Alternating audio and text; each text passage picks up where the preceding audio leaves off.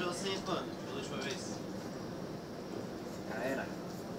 Beleza? Acho que faz uns 3 meses, né? 3 meses?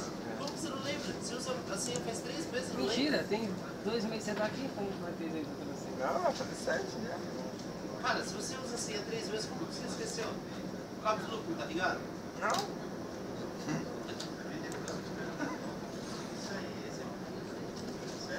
Acho que você alterou a senha, cara. Você não alterou?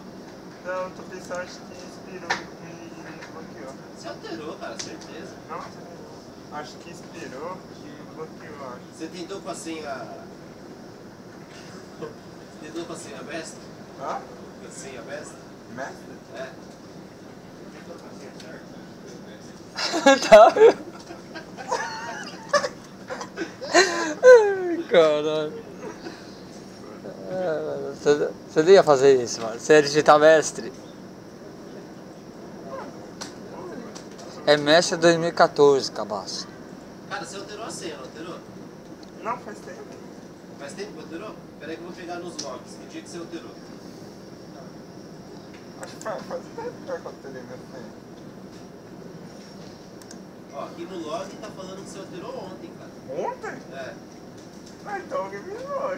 Você que alterou seu. Você que desliga a máquina, cara. Precisa da antiga pra alterar a nova, como que você... É? Não, pô, eu alterei faz tempo. Você não colocou aquela senha lá? Como?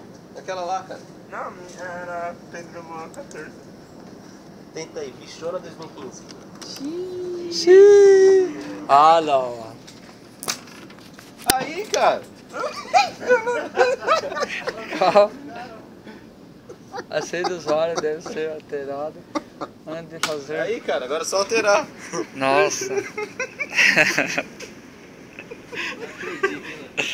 Não, você não fez. Eu vi no log lá que você alterou ontem, cara.